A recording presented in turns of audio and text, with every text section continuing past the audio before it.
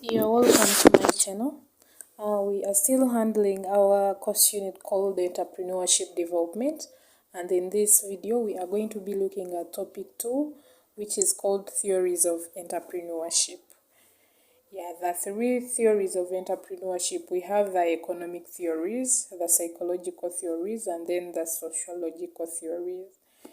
So in this video we are going to be looking at the economic theories in particular.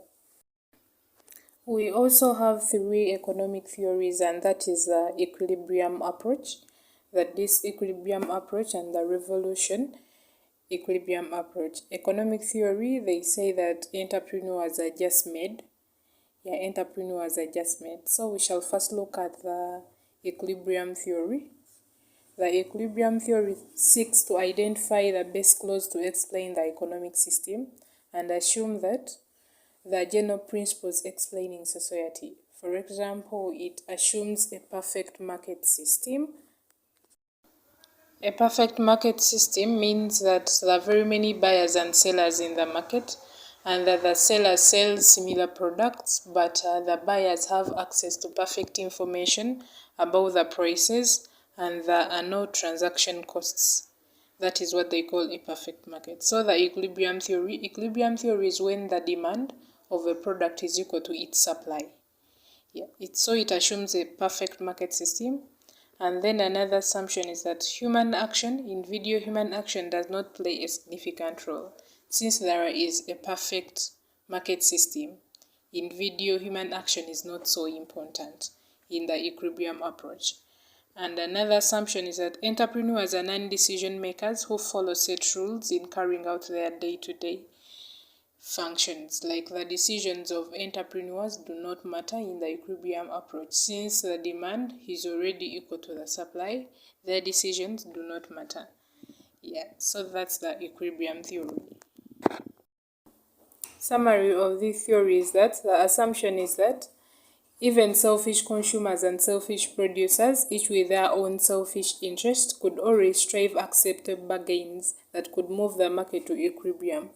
There are customers who can bargain for you until when you sell them a product at the least price, you give them at the price that you bought the product.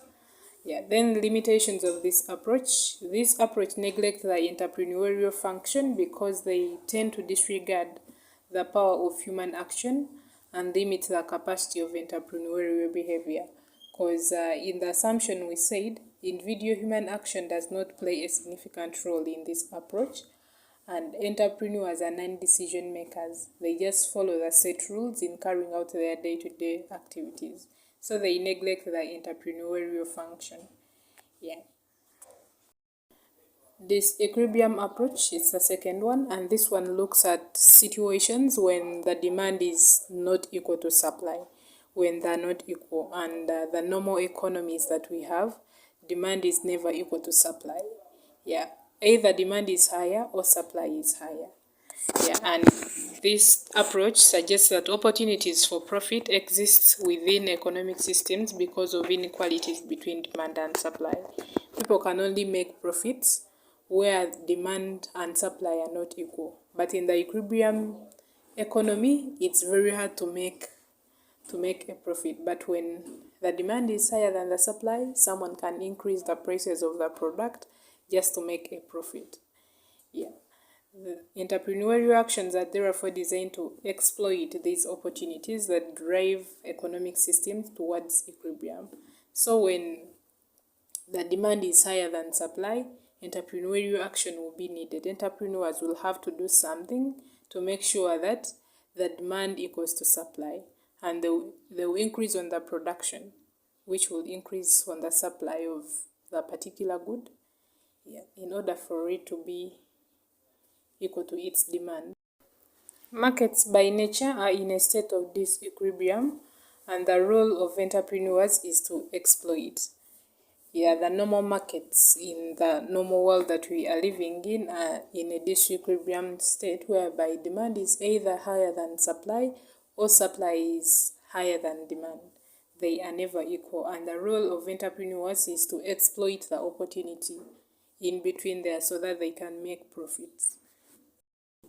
In a disequilibrium economy, there is more voluntarism and less determinism. Entrepreneurs do things according to their own will, and they show greater evidence of human action, bounded rationality, and concepts of information exchange. Like human action is so important in the disequilibrium approach. Yeah, and relevance of this approach, they allow for human influence over economic structures, recognizing the limits of knowledge, information, and expecting greater unknown disequilibrium forces to impact on economic systems in unexpected ways. Yeah, so in this approach, human influence is allowed. Yeah, which was not allowed in the equilibrium approach, since the demand is already equal to supply, the human influence is not necessary. Yeah, but in the disequilibrium approach, human influence is allowed. Then the third approach is called revolution equilibrium approach. This one puts greater emphasis on human action and choice, radical rather than incremental changes in economic and social systems.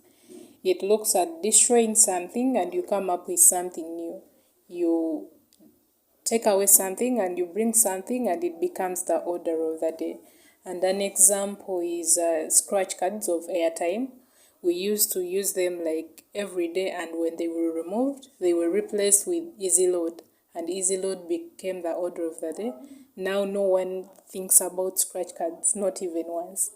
That's what we call revolution equilibrium approach. It defines entrepreneurship as a creative destruction. And this is according to Joseph Sumter in 1934. He defined entrepreneurship as a creative destruction. You destroy something and come up with something better, and it becomes the order of the day.